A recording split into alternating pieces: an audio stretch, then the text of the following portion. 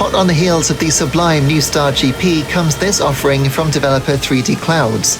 It's called Formula Legends and it's a cartoony, unlicensed F1-like racing game full of in-jokes and funny driver names, but the racing action itself is actually comparatively serious.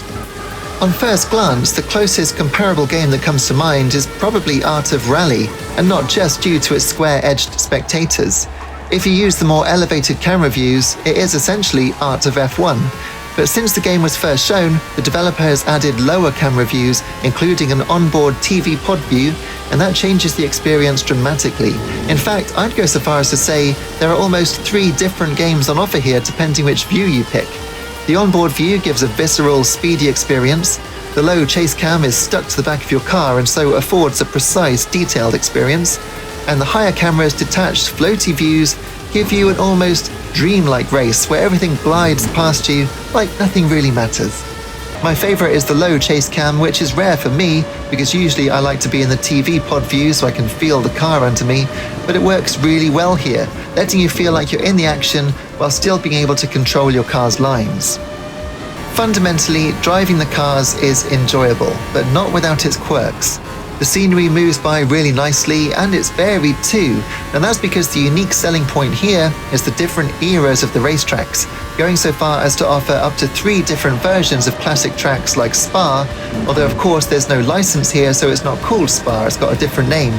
And while the course layout is markedly different, you'll still get to race around familiar corners that look suspiciously like La Source and Eau Rouge, which is cool, but it does mean the rest of the track is unique, which at least means that you get a load of new tracks to enjoy learning while still playing a Formula 1 game, so it's familiar but new, and I do like that. In the main career mode, you are given short seasons of just a few tracks, each season based on a single real-life year of F1.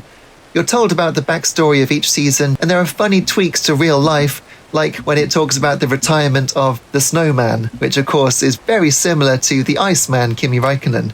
But apart from these loading screens, there's no storytelling to speak of. You get awarded points in the modern day format of 25 for a win, whatever the season, which is a bit anachronistic, and you do get the abbreviated names of the racers around you on the top left of the screen as you race, so you will be able to pick out your title rival, which always helps with emotional investment in games like this. The game's best element by far is the weather system. Now, you'll have to stop for tyres at least once during each race, not through rules, but rather because they'll blow up if you don't. But with properly dynamic weather that ebbs and flows during the race, holding out for a couple of laps more than you should can sometimes be rewarded with what would have been a necessary pit stop coinciding with a sudden downpour. Getting the switch onto wet tyres right is massively rewarding, and you can make up loads of places. The rain itself also looks gorgeous, and the game runs really well on an NVIDIA RTX 2070 enabled laptop, running smoothly with everything set to its highest quality and at a decent resolution of Full HD 1080p. But then we come to the not so great elements. The steering of your car is an immediate concern because firstly it isn't responsive enough for me. Oddly, it seems much more responsive on the laptop than on my Steam Deck, and I don't know why that is, though I'll come to the Steam Deck's particular issues shortly. Either way, while there is some degree of analog steering with small inputs, on full lock the car seems to turn progressively harder as you hold the input. So if you're approaching a corner like the lookalike Tabac at the Riviera track, which is very much like Monaco, if you turn hard as you approach, by the time the car really hits its hardest turning, you'll be at the apex and you can fly around it, which is great. Now on the plus side, this does mean that you can't just master the game on your first go, because it doesn't handle like other racing games and does take significant time to get used to it.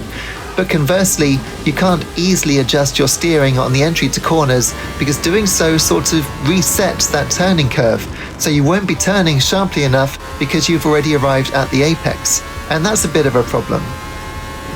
If you get these corners wrong, the result is a bump with the wall, which will mechanically, but not visually, damage your car.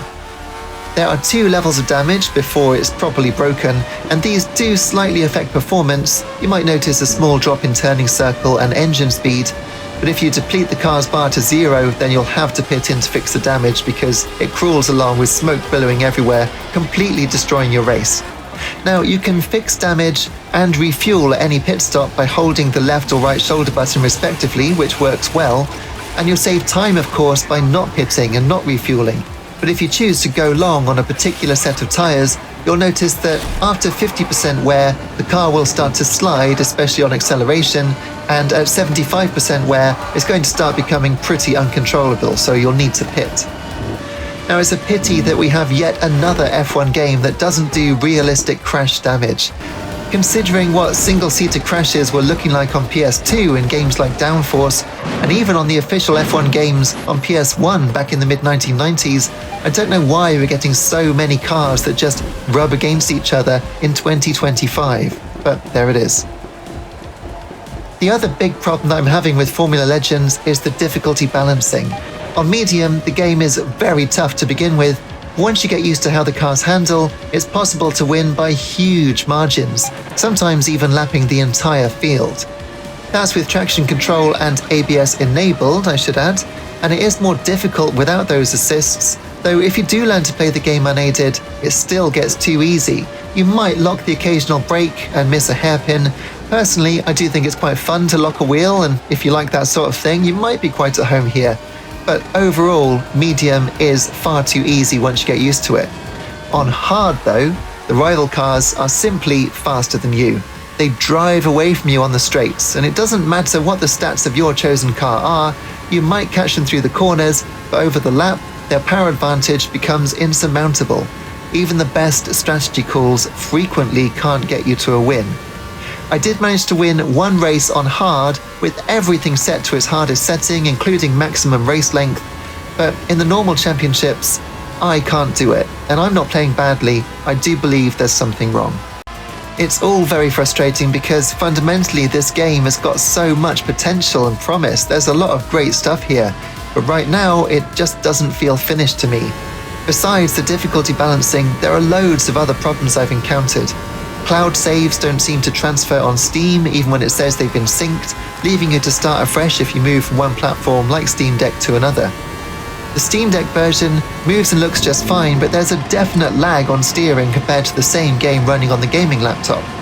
On both versions, I've seen cars getting stuck leaving the pits on the Canadian equivalent, with the entire rest of the field forming a queue to drive into the Armco and respawn, leaving you free to win by several laps.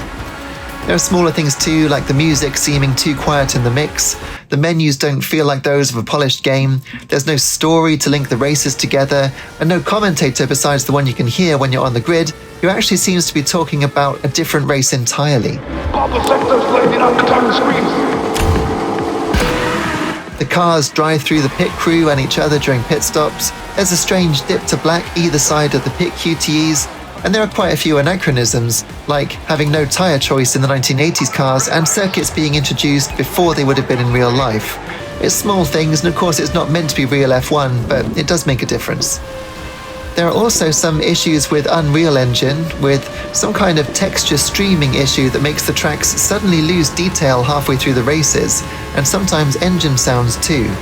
The texture problem is definitely worse on the Steam Deck, but this footage from my Dell G5 laptop shows it too. In conclusion, I gotta say I don't like being down on the game because I'm so glad it exists for one thing. I've enjoyed myself quite a lot, and I even started hitting the time attack mode to hone my lines, which is a really good sign that I'm enjoying a racing game.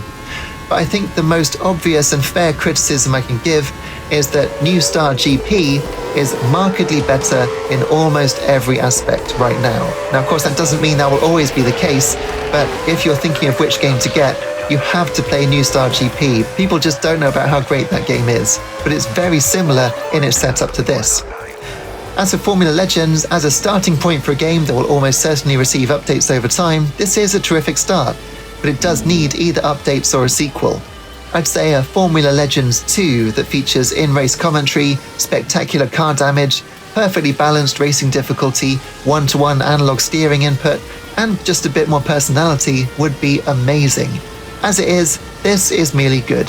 So I give Formula Legends 3 out of 5. I have enjoyed it, but it does feel unfinished, doesn't handle as well as I'd like, and is not up to its clear potential just yet.